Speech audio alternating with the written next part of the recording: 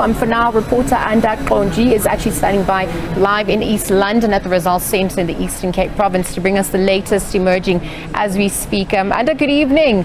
What's happening on your end? Results slowly trickling in. We're obviously trying to see where we're at and what South Africa has decided within the Eastern Cape. To paint that picture for us on your end. Good evening to you. Things have gone quite swiftly from the East London Rock.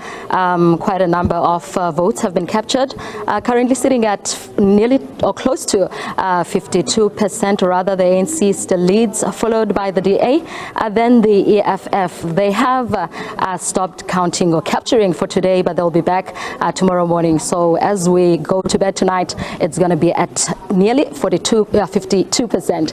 But with me, I'm going to bring in the Premier of the Eastern Cape, Mr. Oscar Mabuyane. Just tell us what he feels about where the results currently stand. Good evening, Premier. Good evening, Sister. Good evening to viewers. Let's talk about what we see on the board. How do you feel about where we are currently? Well, so far so good. It's quite interesting. We're almost reaching the half mark, and I believe by end of tomorrow things will be much more clearer. But so far with the performance we're seeing, we are quite satisfied. We're quite happy. We need more. We would wish to push it above 70 to 80%. That's what we are interested in, or getting something above 1 million to 1.2 million will definitely help us to get proper numbers that should be able to help us at a national level as well. But so far so good. We're quite happy with work that is currently unfolding. Of course, with the announcement made that due to fatigue and people haven't been sleeping, we thought it's also safer and better that people are able to be given a chance to rest and come back tomorrow. We better be late than never.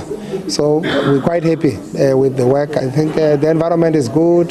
The atmosphere is quite tolerant, and everybody understands that we are in a democratic situation and we must accept results. And we were all out there, convincing people.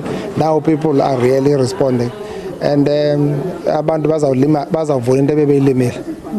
And Premier, how do you feel about the voter turnout? I understand that it was just about 58%. We've seen quite a number of protests, service delivery, the taxi protests that we saw that went violent.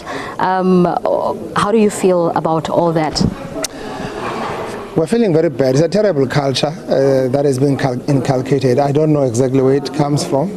The culture of fire, of destruction, when people are on protest. The protest is actually protected in terms of our laws in this country.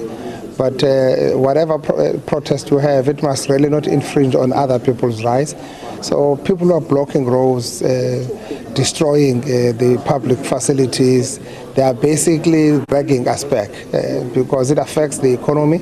If you close the road for more than 5 hours, trucks that are moving for logistics between Durban and here, that makes economy to be on standstill. So we really wanted to continue making an appeal to our people. Protest. We can go anywhere where we are protesting. You don't have to go to a main road, a national road, to close that and collapse the economy. So you would not understand when the State SA issues a second quarter labor survey when numbers are still dropping from our side, or the high unemployment still growing. So our appeal is that people must begin to really be tolerant, but raise your voice. Government must come and attend to that. So we're particularly not happy at all about that. Yes, about 2 wards, about 2 voting stations couldn't work in that side of Ndabangulu, even though they were open finally, but people are intimidated. So this is a wrong thing. This democracy is a democracy that we have inherited from the blood of people, from lives of other people. Solomon Mahlangu has given his life for us to be liberated. So we were given a chance during elections to go and vote for the government that we think that can deliver on whatever issues that you are interested in, instead of closing down. So it's a sign of anarchy, because when you say people must not go, it talks to the issue of people who lack alternatives. So they must just disrupt. So I don't think it's the right thing. It also smells more opportunism, because they become so kind of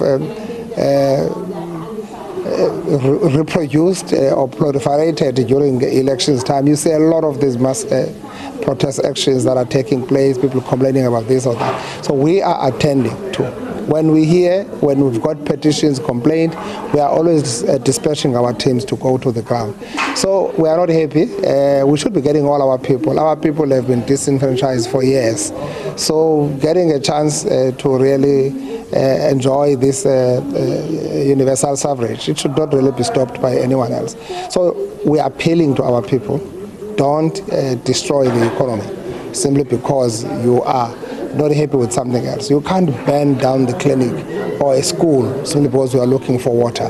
So it's a bad culture, a culture of fire, which we really don't understand where this culture comes from. But so far so good. I think people have gone out. Yes, the voter turnout might not be what we would have wanted, but it still represents the majority of people who are registered. If it's above 50 to 60%, would have loved to get it more, because to get it more, it would have helped us to get more numbers on our side.